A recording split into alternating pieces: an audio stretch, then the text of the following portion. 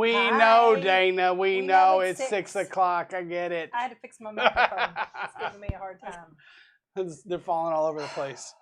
Yeah. Woo! Hi, Sunday I was night, literally y'all. running up the stairs. She's like, how long do we have? Wait for me! Don't start without me. I'm important, I think. So good to He see said you it guys. again.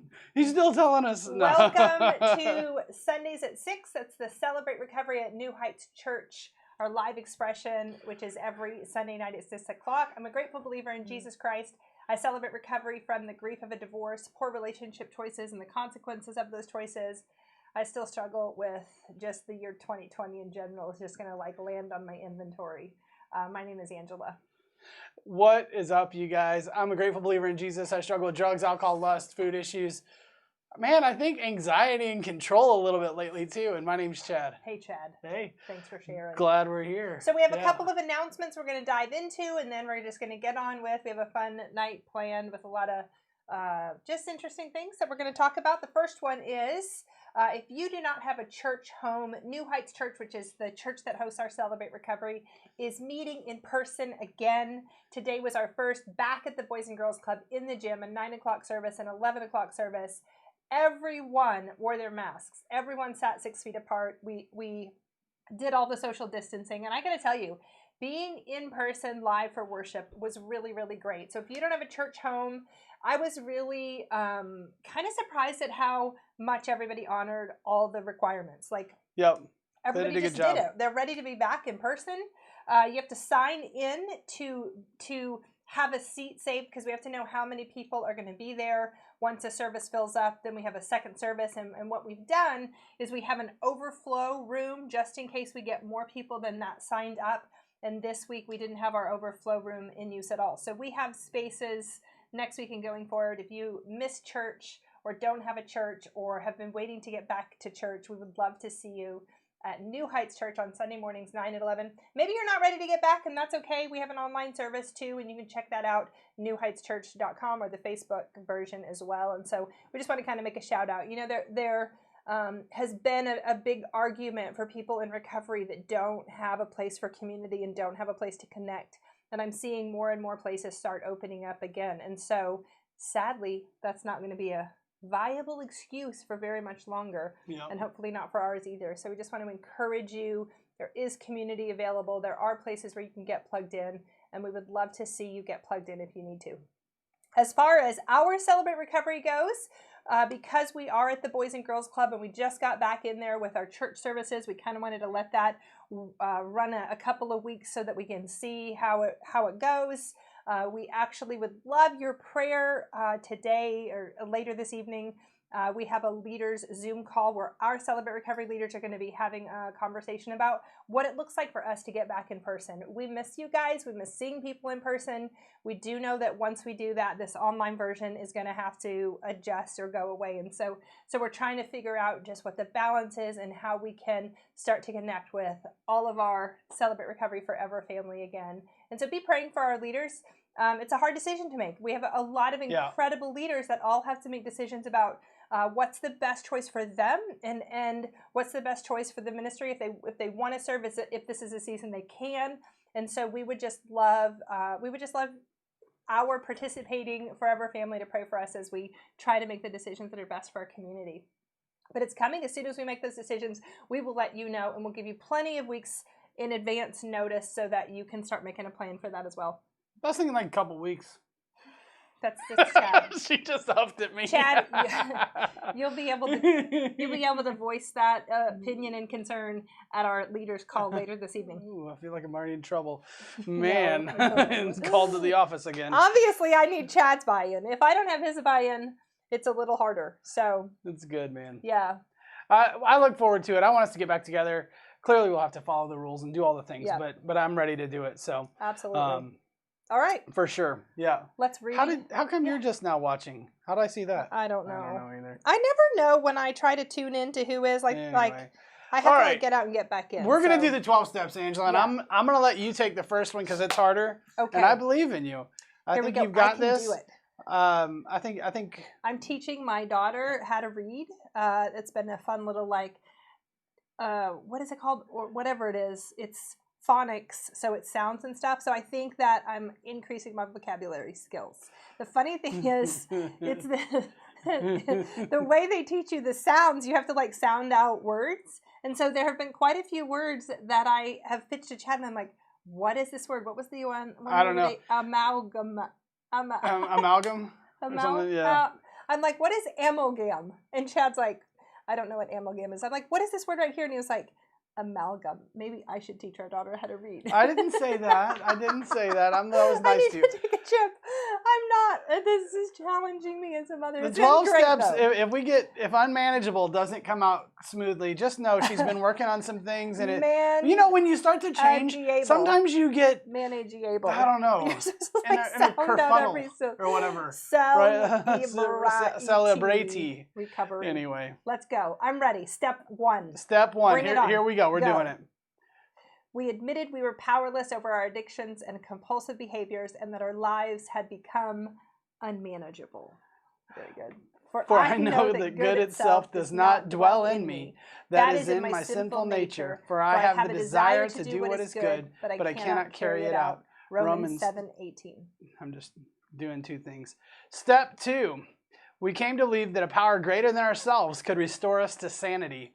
For it is God who works in you to will and act in order to fulfill his good purpose. Philippians 2:13. I've got this in my ear and this other thing going on. Go ahead. Go ahead. Step 3, we made a decision to turn our lives and our wills over to the care of God. Therefore, I urge you, brothers and sisters, in view of God's mercy, to offer your bodies as living sacrifices, holy and pleasing to God. This is your true and proper worship. Spiritual Romans act of worship. I'm As still living- saying it. I'm still saying it the way the old a slide said living it. sacrifice, not as sacrifices. We both read that wrong. Well, because we know we've got the other ones memorized anyway. The hardest part of this is not the reading it; it's that we have the other way to do it memorized anyway. Step 4. This is a good allegory to addiction when we have these pathways that are already, and we're trying to teach them the new way. It's really hard. That's why we need repetition. We would be good addicts anyway. Go ahead. Never mind. Step 4. We made a searching and fearless moral inventory of ourselves. Let us examine our ways and test them, and let us return to the Lord. Lamentations 3:40. Step 5. We admitted to God, to ourselves, and to another human being the exact nature of our wrongs. Therefore, confess your sins to each other and pray for each other so that you may be healed. James 5:16. Step 6. We were entirely ready to have God remove all these defects of character. Humble yourselves before the Lord, and he will lift you up. James 4:10. Step 7. We humbly asked him to remove all of our shortcomings. If we confess our sins, he is faithful and just and will forgive us our sins and purify us from all unrighteousness. 1 John 1:9. Step 8. Oh, that's yours. It is mine.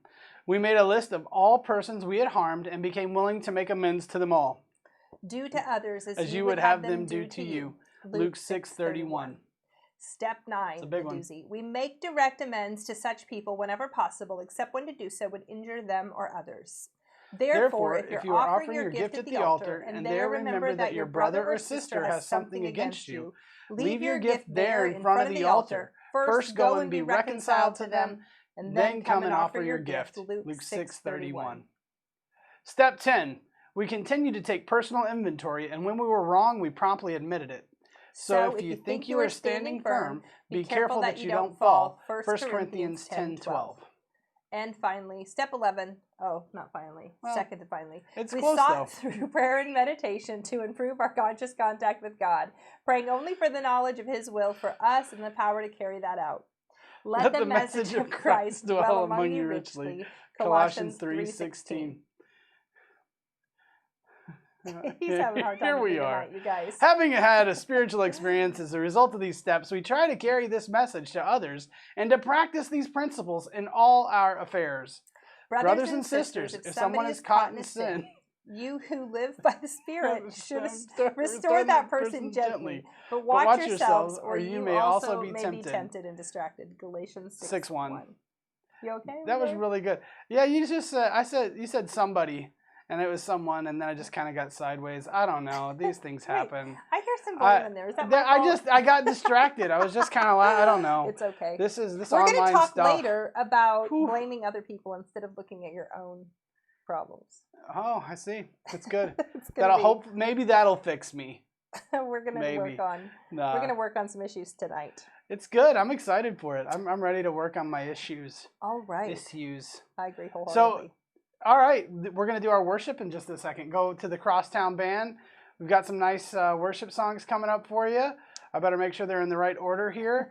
If you would like a chip, if you have 30, 60, or 90 days, 6 months, 9 months, a year, multiple years, and you would like to celebrate with us, man, we'd love for you to put it on online. You can kind of put it in the chat box and in the Facebook Live down there. We would like to celebrate with you. You can send us a message if you'd like to, or email us, cr@newheightschurch.com, and we'd love to get you one mailed out if you're watching this. I'm even recording tonight, you guys. I was on point, I've got to say, overall.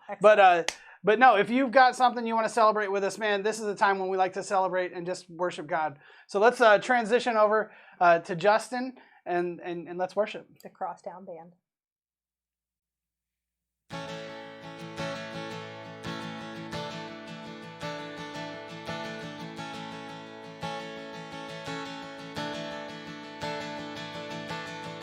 When all I see is a battle, you see my victory.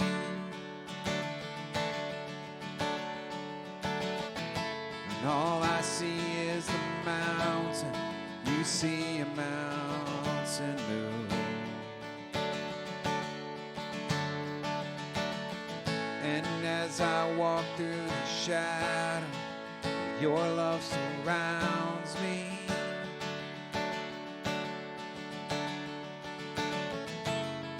There's nothing to fear now, for I am safe with you.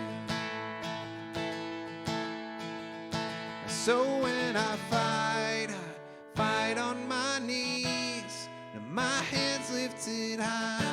Oh God, the battle belongs to you, and every fear I lay at your feet, and I'll sing through the night. Oh God, the battle belongs to you.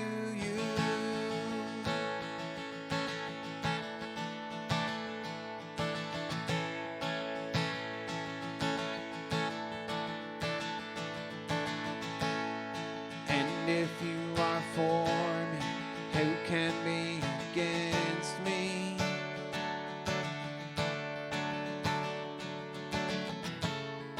For Jesus, there's nothing impossible for you.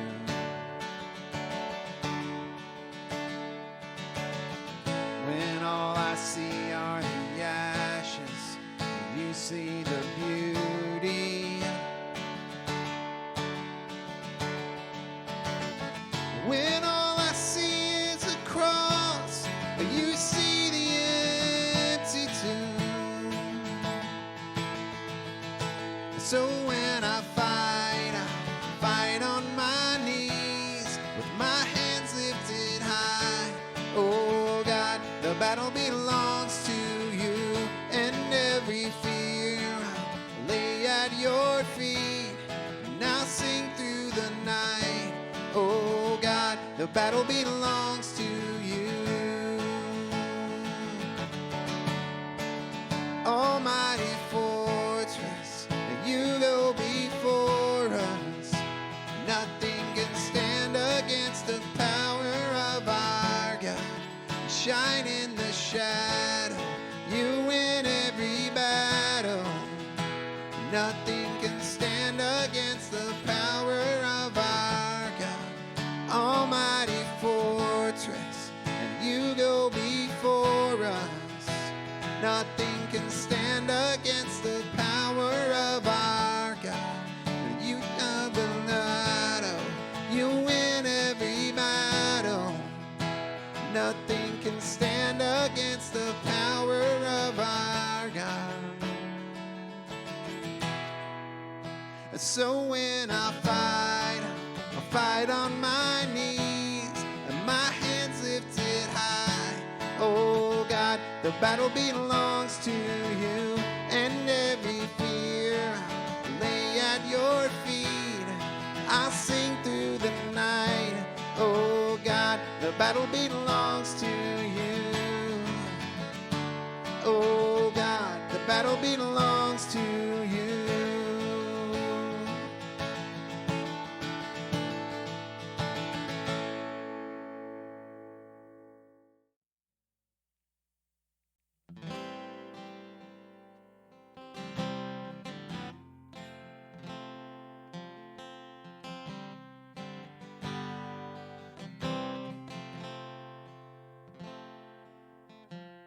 Take this fainted heart,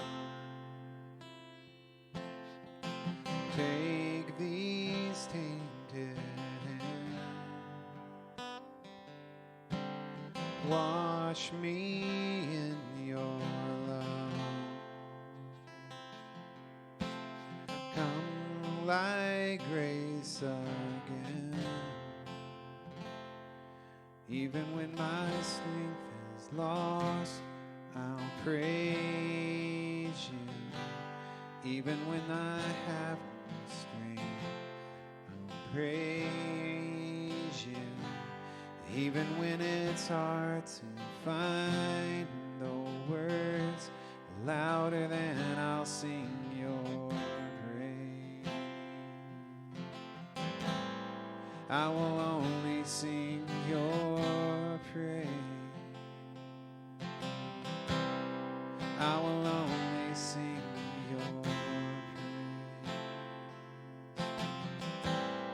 I will only sing your praise.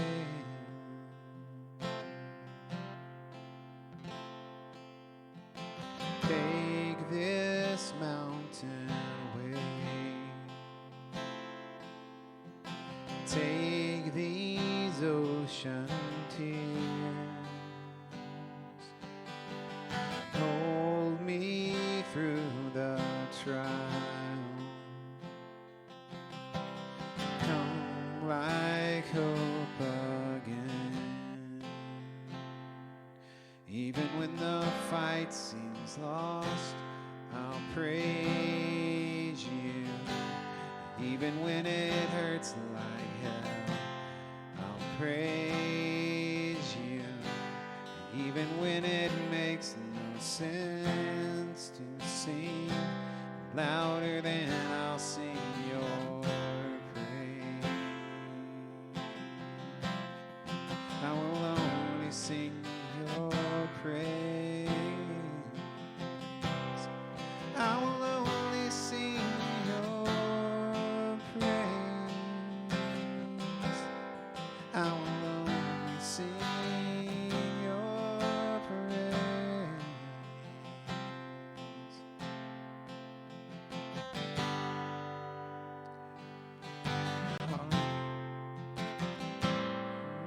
It's only for you. You're all I want. And my soul waits only for you. I will sing till the morning has come. Lord, my heart burns only for you. You are all I want. And my soul waits only for you. And I will sing until the miracle comes. I will sing to your praise. I will only sing your praise.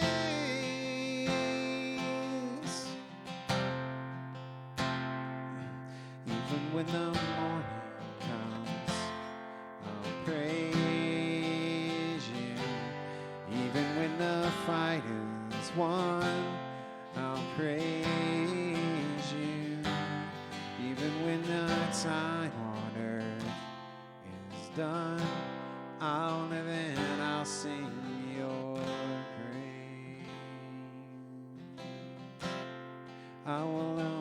sing your praise.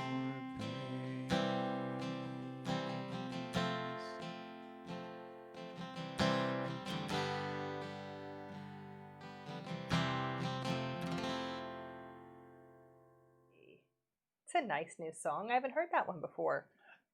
Thanks, Thanks for Justin. Yeah, that was good. Exposing us to something good. I like it. I like it. It's good stuff. Man, you guys, Sunday night, Yeah. pandemic. I feel like we've been doing this So- for a minute, huh? We have been doing this for way longer than we originally thought we were going to, but I think she just snuck me a blue chip. I'm not even sure what it's for. I said, I'm I like, put that oh my down there and goodness. said, that's for later. I just put it right there. It's a hint. You need to take a blue chip. At the end of this lesson, you're going to know. You know what? This is something that I've been thinking about every week, week in and week out, when we used to meet in person. After large group, we would go to open share. And as monotonous as I sometimes felt like it was, we would read the blue sheet. We call it a blue sheet at our Celebrate Recovery because it's on blue paper, but this is really called the problem and solution sheet. Yeah. And the A to Z general issues one is one we're just going to touch on a couple of the points of tonight. If you are unfamiliar with Celebrate Recovery, general issues we list on one side. We just kind of explain why people are here, what hurts, habits, and hangups we could possibly relate to, what some of the problems are, and then the hope is, over here on the other side, the solutions is what we are trying to work towards. And it was interesting, you know, as the summer progressed, not reading every single week some of the bullet points reminding me what I'm working on, it can start to kind of fade. It can start to kind of go, Yeah. oh, I forget that I have anxiety or control issues or family of origin issues or food issues or whatever those are. And so I thought it would be good, especially as we're starting to think about meeting in person again in the upcoming weeks, to kind of do a quick refresher over the next few weeks of some of the main, not necessarily generic, but I say generic because really it applies to everyone. Some of the bullet points or the problems that really we can all identify with in recovery. Whatever the issue specific is that you're meeting, these are a lot of them. So tonight I pulled just some bullet points that we're just going to kind of talk about from the A to C general issues group. I pulled 7. Tonight we're going to bring 7 up. And it's hard, you know, it's hard to, even if like, let's say I see that Angela needs to work on some of those bullet points, without the blue sheet, it's really hard for me to bring it to her attention. So I'm glad we're doing this tonight. It's good. It'd be good for us when we get back in person to have that conversation on the drive home. Like, what bullet point most applies to your need right now? Can we just tell each other? Yeah. Like I'll tell you I yours read and you tell tonight me. in A to Z a bullet point that really reminded me of you. We're going to get to that tonight a little bit later. Gosh. So we're going to dive right in. We're in rare form tonight, as I we apologize. usually are. This we isn't really, rare. This is kind of how we act. No, this is actually us, yeah. Oh my gosh. We really are. We need to meet in person again because I know, we used a lot of you to help us regulate the level of snark and cynicism that has been We need community. in our relationship. Out of control. All right, we're going to dive in. I created the slides, so forgive, don't blame Chad for the fact that they might be crooked or off center or whatever. He's doing the best with what he has been given. I'm working with what I got, folks. So we're going to start with the first one that I popped up here. We isolate ourselves around our issues or areas of pain. Yeah. This is a huge one because I'll see people who say I'm in CR or I'm seeing a therapist or I'm working on my stuff. And then I'll say, tell me a little bit about the path. Tell me a little bit about, show me your work. If you have had any kind of conversation with me, you will often hear me say, show me your work. And what that means is, tell me what the issue is, and then what specific work have you been doing around that issue? I want to hear. I'd love to hear your journey. I think part of our testimony is how we have found freedom from some of the things that we have been struggling with. Have there been hurts? How have you found healing? Have there been hangups? How have you overcome those hangups? Have there been habits that were bad? How have you replaced them with good habits? And I will internally kind of assess really if somebody's recovery is sticking based on their ability to actually talk about the issue that they came in for. And if somebody's been in for CR for a year, 2 years, and they're still like, well, I don't really want to talk about why I'm here or whatever, I'm like, it works if you work it. Come on, man. Come on. It works if you work it. Yeah. Let's talk that. part of our healing comes in our ability to talk about our stuff, talk about our process, share our testimony, share the hardest things where we have had shame, and allow those things to be met with acceptance and met with grace, and allow somebody else to get the hope that we have found. For a lot of times in CR, that's how other people find hope. Like if somebody says, hey, I'm really struggling, man, I have been there. Let me show you my work. This is the path towards hope. Yeah, well, I think this, this first one that just says isolate ourselves around pain, basically, it's like, it just reminds me of that, the dog that goes and hides under a porch and like you try to help and it's like they bite, and you can't get to them. And so it's like, I think a lot of us, myself, I would go away with pain. I go away to hurt. I don't show pain. I try not to show the hurt and just try to seem like I'm okay or something. And it's just, it's clearly in the blue sheet because so many people do it. And we'll come around community, CR, and talk about all the others. How you doing? Oh, my week was that. And so, sorry, I accidentally skipped out of that. What are you doing? That was an accident. Okay, we forgive you. Here at CR, accidents happen. We like to forgive those. Don't let it happen again. It won't. I'll try not to. But the idea is that it's not just, and we've talked about this for quite a few weeks now, it's not just about showing up. While it is beneficial to hear testimonies and hear other people and be in a presence that is encouraging and provides hope, you get the best out of your recovery when you also participate, plug in, share, talk about, basically invite others into these areas of pain or the issues that you're here for. All right, we've got 7. We got to move on. Here we go with another one. We avoid. Do you want to go back and forth? Sure, I can read it. I mean, we avoid conflict or aggravate it. Rarely do we address it. Yeah. And so it's like this idea of like we either avoid it, like we don't want to go towards it, or we just throw gas on the fire. Yeah. Right. And I think this is talking about 2 different kind of styles of people. So we tend to be one or the other. I think most of the time. Either someone who probably avoids it altogether, or the other is there's always kind of chaos around the situation. And I mean, for myself, I'm somebody who's like, I don't want to deal with that fight, or I don't. Generally, I see a lot of my interactions maybe as causing more stress, and so I'm like, then I end up avoiding it. I don't do the thing I want to, which is not being authentic, right? Like if I have something I want to address, if I'm in a healthier place, I should be able to say, hey, that doesn't feel right, or this doesn't feel good, or I'm confused or hurt by this thing. And it doesn't mean that I have to come in and be this person who aggravates it, so to speak, but I don't have to come in and go, oh my gosh, you did this on purpose, and here's the 10 reasons, and yell at somebody, or hey, you let me talk about my side. I'm not talking about you. I wasn't talking about you. But I don't have to do that. I do need to, though, be aware and be able to go, this isn't so good. This is why. These are my viewpoints on it. And in my life, I mean, and I think most of our lives at this point, we kind of get some choices about where we work and what we do and how we do it. And if we really don't like something, if there is something that's a conflict that we can't get past, then we can use our voice and use our power to say, hey, we're going to do something different, or I'm going to leave, or I'm going to change this situation, which a lot of us get these tendencies before we had that power, before we had that ability. We kind of grew up in a family of origin somewhere, or learned somewhere that if we spoke up or if we fought back, it was going to cause more pain. And so we don't do that, but then it ends up causing the pain that we were worried about. The opposite point is the one that I want to make. That's the aggravating. I remember this was a huge revelation for me in my growth in relationships and Celebrate Recovery. I remember, like, I'm going to say pre-recovery or pre-health, I would go over in my head how I wished a conversation would go, and almost like charge myself with, if I could have just, I would have been like, and told the person what for. And what I found was, in the narrative that I had where I felt shut down and not heard, my basically comeback was to shut the other person down and not give them a voice.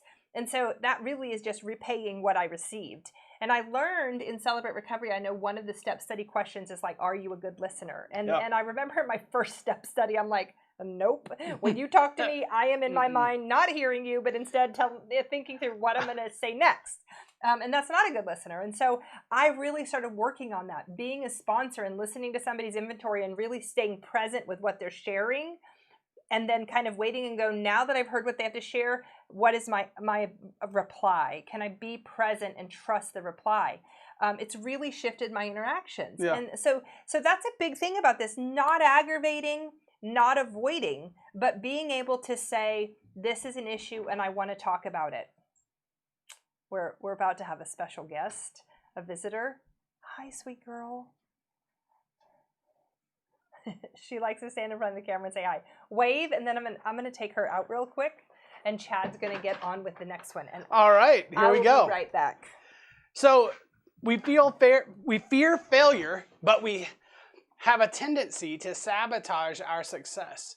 And so this is one of those things that's like, we want the opportunity, we want to be able to win, we want to be able to get to where we want to go. But a lot of times we end up kind of, maybe even I'm thinking about instances where we've like go out and celebrate. You know, you get a promotion and go out and celebrate, and then kind of make a fool of yourself, or you go do something that might throw off your ability to be you.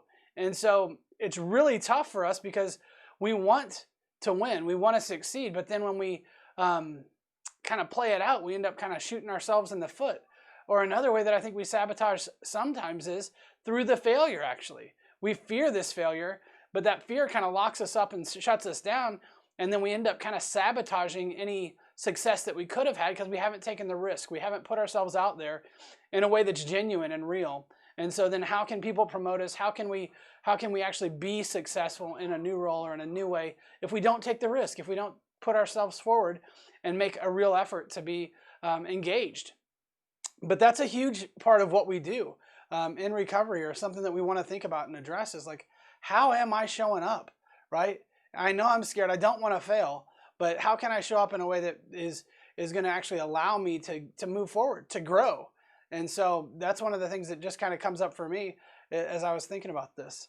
You know, the blue sheet in general, it's these ideas that are kind of like not necessarily specific to every person that joins in a step study, but it does have these little nuances that kind of say, hey, this is something that might fit you.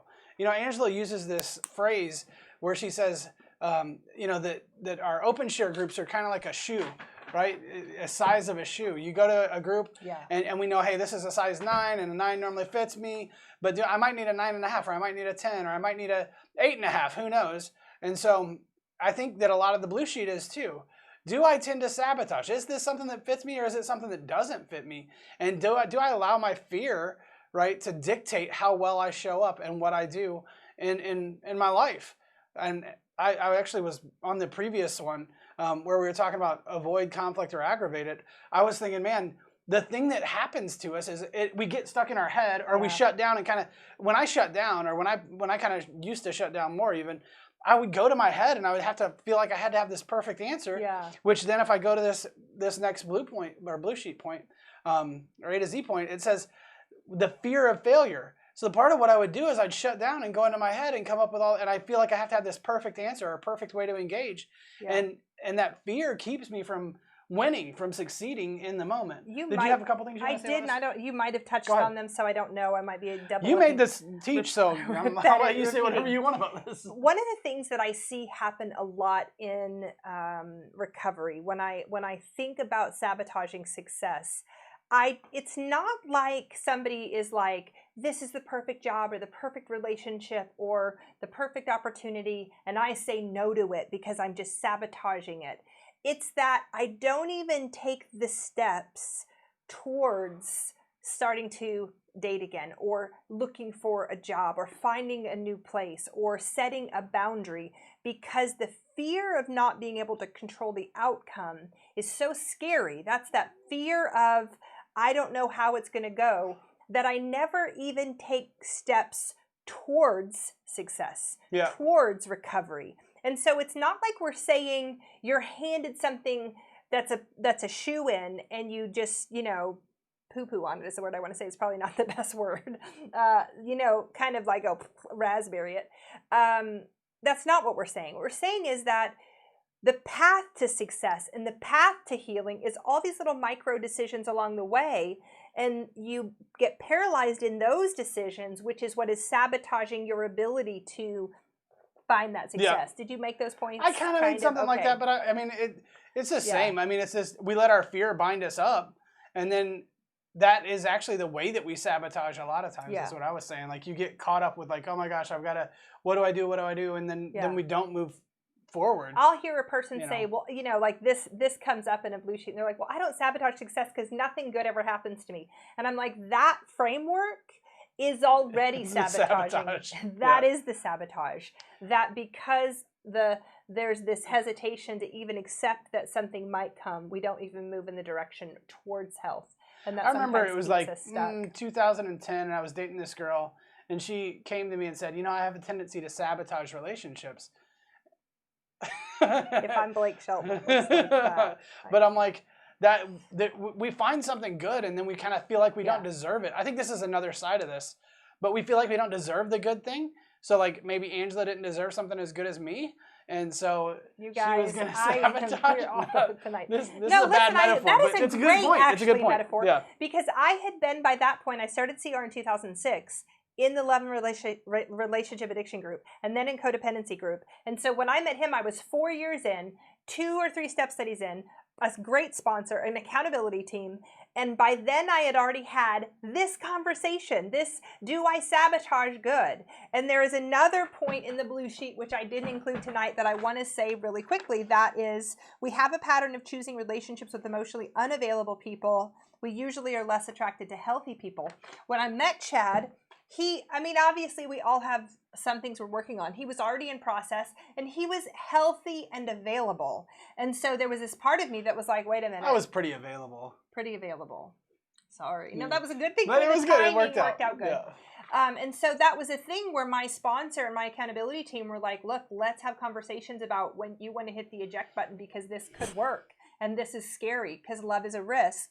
And so I knew that was something I had a tendency to do, and I was honest with him about it. I'm like, look, dude, I like you, but I want you to know that the more I like you, the more I have a tendency to sabotage. You're good. I was pointing. Oh, do you want me to put it up there? No, it's okay. It just doesn't work. If I do this, I'm just pointing to my knees. I didn't know you were doing that. Sorry. Sorry. Sabotage.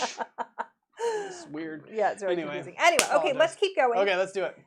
But what we really want to do is for you to be mindful of these. Just like we read in OpenShare, although we've never had like commentary on all the bullet points, that would be kind of a fun open. Tonight we're just going to have open commentary in OpenShare. By us. That wouldn't probably be us. I guess you guys could put comments in the comments. Yeah, feel free. Comment in the comments. To comment. So we just kind of wanted to bring some of these to our attention and bring them back up and say this is how they show up. And so you might, like Chad is saying, relate to these, and you might not. We just want you to consider these. Yeah. Okay, here's one. We often try to solve others' problems. This enables us to avoid looking closely at our own. You might be a codependent if. We could do a whole series on. You might be a codependent if. I think it'd be fun. It'd be funny, I think. If you really if you can tell me all the things wrong with your spouse, adult child, young child, parent, boss, friend, the church organization, the government, the president. If you can tell me what's wrong with everyone else, but if I say, tell me what you're working on with yourself, and you cannot answer that question, this might apply to you. And we're in a season where everybody's pointing the finger at the other person and really not doing a great job of assessing what I'm doing. What are my character flaws? What can I be working on? And sadly, in our culture, it seems to be polarizing, where we're just blaming. That's just what happening. How do you say that? Is what is happening. And so, just like we may have not had a good example in our family of origin of maybe our parents saying, I missed it. I failed in this capacity. Can you forgive me? I'm sorry. A lot of us did not get that growing up. So we don't have an example of what saying that in our family, in our marriage, in our choice to say, I'm sorry, I got that wrong. Even with my daughter, when I as a mother missed something, to teach her, I'm sorry, I got that wrong, can you forgive me? So she has a pattern of understanding not only what hearing I'm sorry and being able to forgive looks like, but also getting the model of saying I'm sorry when you get it wrong. So back to this point that we're making, which is, where is your focus? When your day isn't going well, is your focus, the day isn't going well because everybody else is getting it wrong for you? And if so, you might want to consider your point. Now, your side of it. Now, the danger in this, I don't want to just stay in one ditch, only look at you, because there is a group of people who just take like self-deprecating, always say it, woe is me, it's always my fault. And there still is a misappropriation of responsibility. It's really important that we go, in this interaction, we both are responsible for something, or in a scenario, what's the right amount of responsibility? And so it's not necessarily that you only always have to bring your side. You can't say, hey, that thing that you did hurt me. You can have a respectful conversation there, but you still have to own your part. You can't just do just the blaming. So anything you want to add to that one? I mean, I was just thinking, it's interesting because a lot of times the people that have the hardest time with Celebrate Recovery are the people who do this, who want to come in and they send their spouse, by the way. Well, or I mean, whatever the case or is, their son, it could be brother, it could be all kinds of stuff. Parent, addict, friend. But they come in, and often when you send your spouse, the spouse also does whatever the other spouse did. So like, we find people who all want to focus on the other person, and then they come in and we're like, hey, I and me statements. Can you try to frame that from your own perspective? And then they're like, man, I hate this open share group. It's so hard. And it's like, because they've had to learn a completely new language and start to look at their own side of this process. Now there's clearly, if there's been abuse or if there's trauma and things happen to people that are not their fault at all, right? That they have no responsibility in. But there's also things that we have had a part in, right? That we have done that maybe have hurt us. And if we can't see that part of it, then we're doomed to continue to make those mistakes again. And honestly, it's kind of nice if I can blame you for my problems, then I get to have like this kind of pity party and put all the weight on you. Yeah. And that leaves me with no action for myself, which is helpless, right? And who wants to be in that place? That stinks. Yeah. And so I think you're kind of saying the same thing I was saying, but I'm like, we're just saying, what can we do? What is the option that you have to affect your life and your recovery?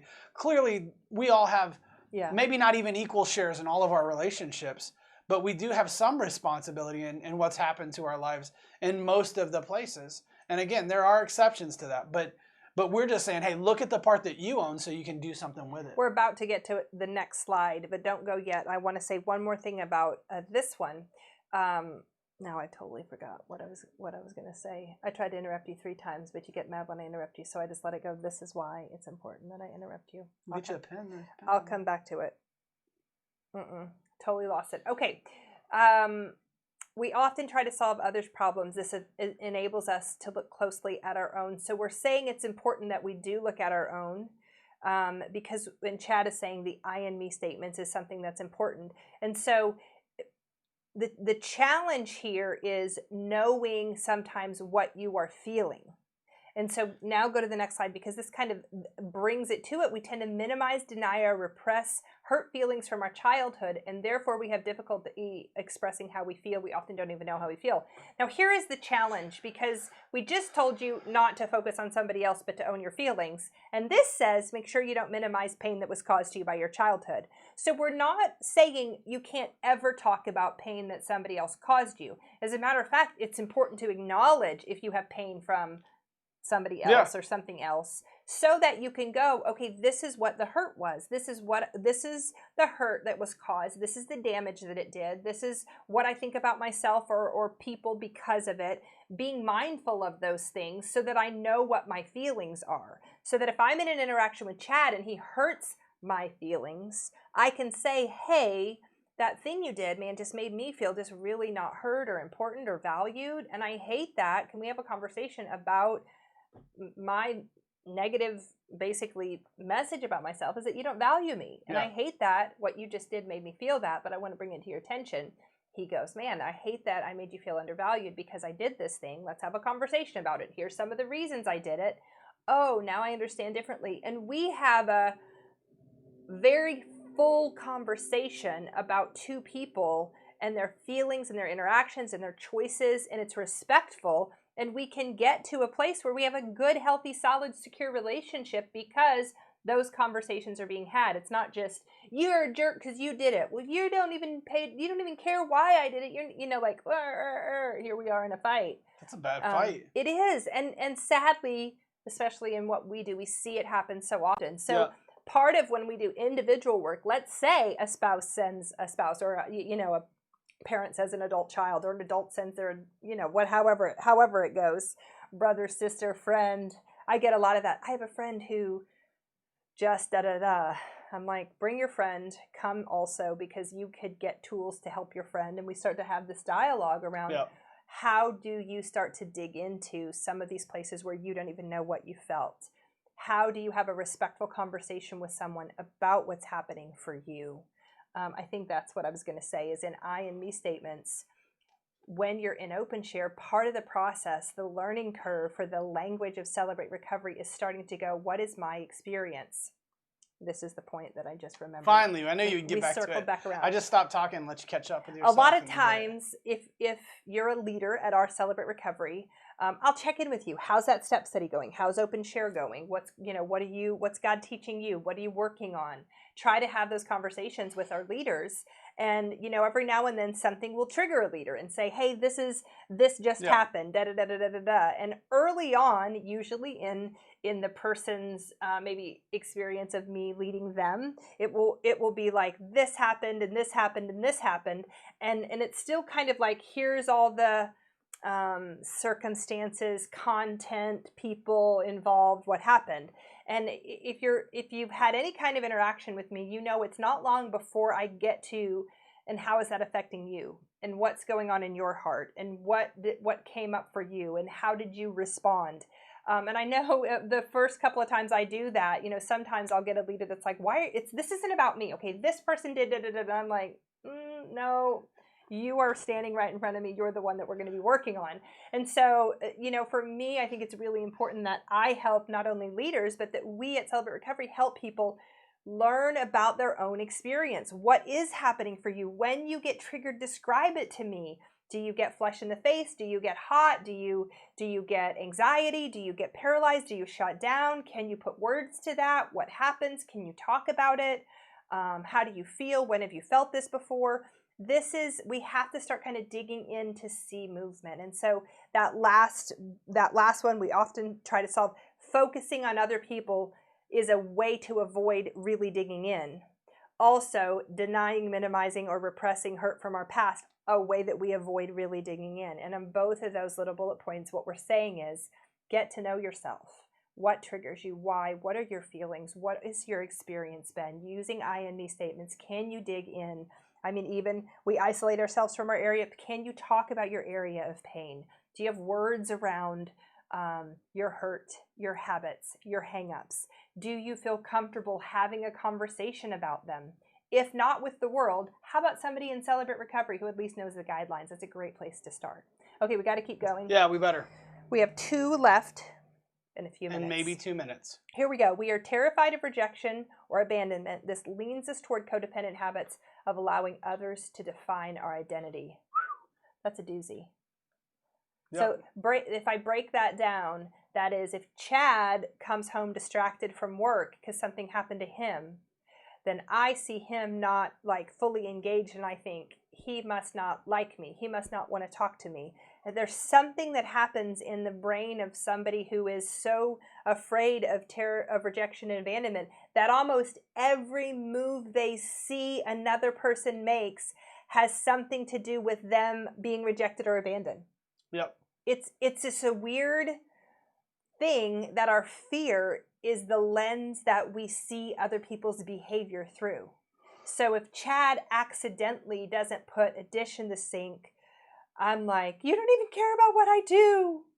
I'm getting rejected because and he's like, no, I heard, whatever the thing is, I heard Avery running, put the dish down, and whatever. Right, which that was a silly example. It's kind of the opposite, right? Like because it's like that wouldn't normally be my thing. Like if the thing that would cause me to feel rejected or abandoned would be like, I don't know, the criticism or frustration about me not putting the dish, but like the opposite of that is probably the truth. Like I leave the dish out and you think he doesn't care, he just goes off to work, but in my head I'm going, the thing that we both do, and really all of these are saying, all these blue sheet bullet points are saying is what are our tendencies that we've had to learn to survive in this world, right? And it's like, I'm terrified that I'll be left, that I'll be rejected, that I'll be abandoned, and that I'm not going to be wanted or loved, or that my failure somehow is going to be enough for you to take my child with you and run, right? Like, and I'm like, so we all have this fear, right? That somehow the way we behave, the thing we've done is gonna cause us to be left and alone again. Let me play that. Give me just one more second and write that down if you need to, because there's a pen right there.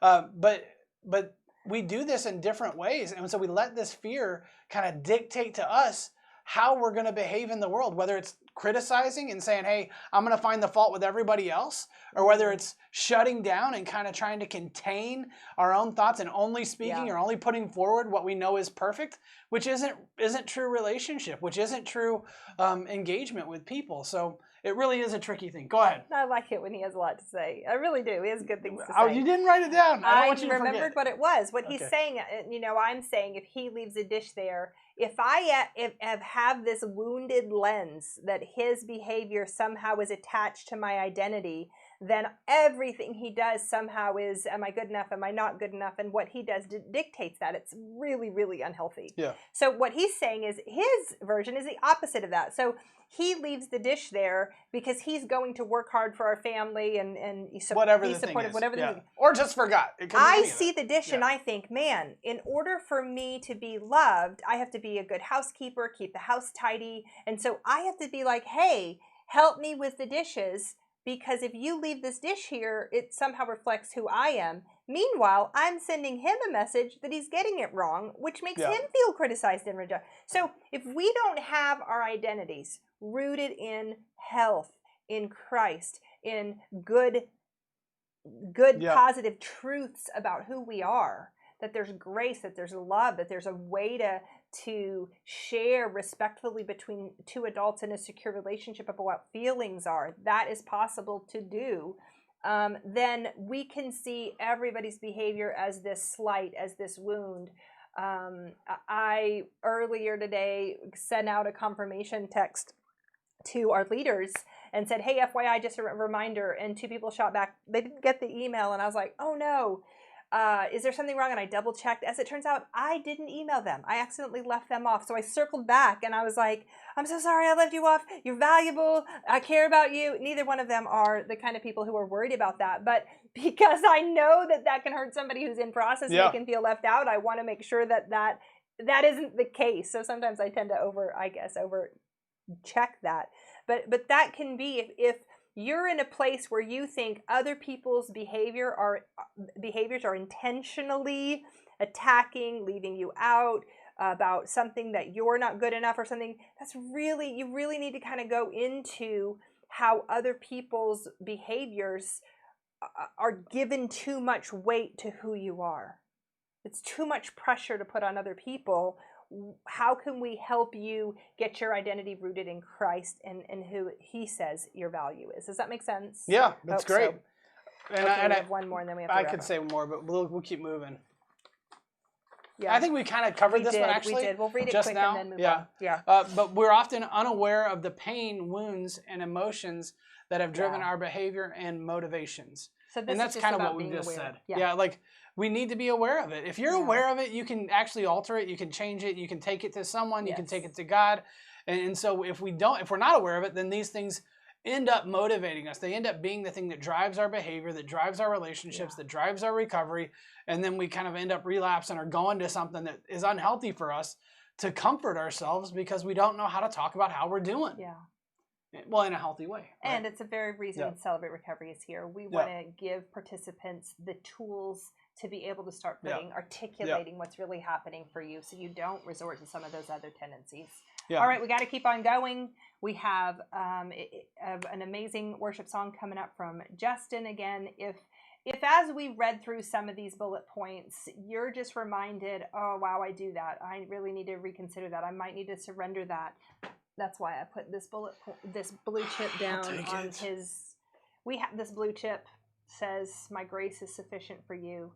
I hope that your journey can begin. We would love to send you a blue chip if you want one, or if you forgot during the first half and you have a sobriety date or a surrender date that we can celebrate with you. We'd love to. Let's kick it over to Justin, and we'd love to connect with you in the comments. Let's do it.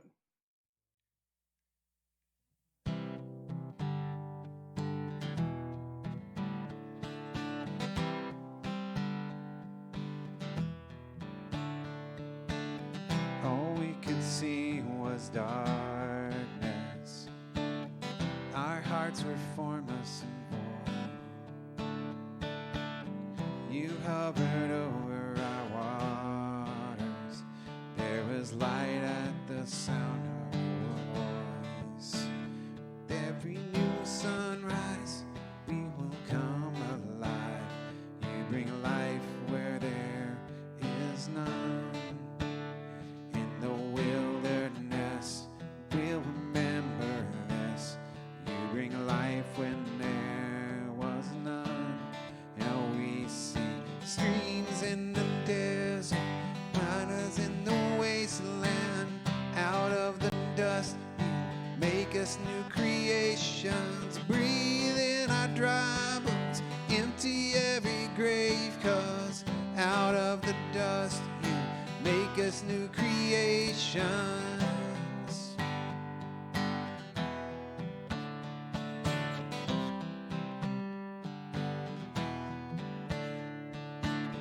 All we could see was darkness, the shadow of our own ways. But when you said it is finished, there was light when the stone rolled away. Yeah, there was light when the stone rolled away. Now we sing streams in the desert, rivers in the wasteland. Out of the dust, you made us new creation. Breathe in our dry bones, empty every grave. 'Cause out of the dust, you made us new creations.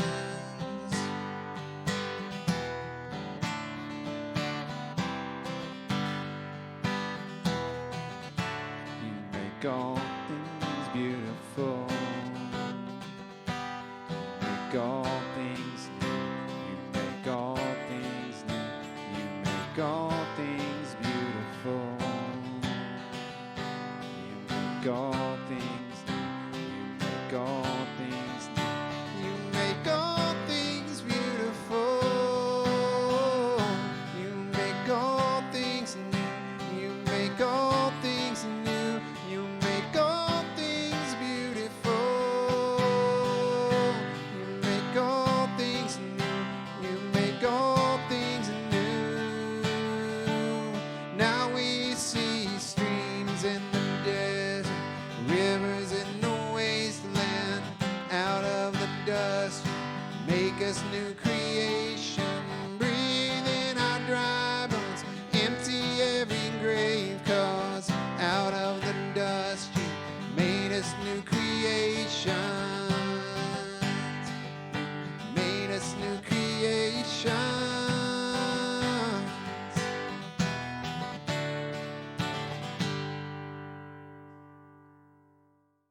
All right. Thanks so much, Justin.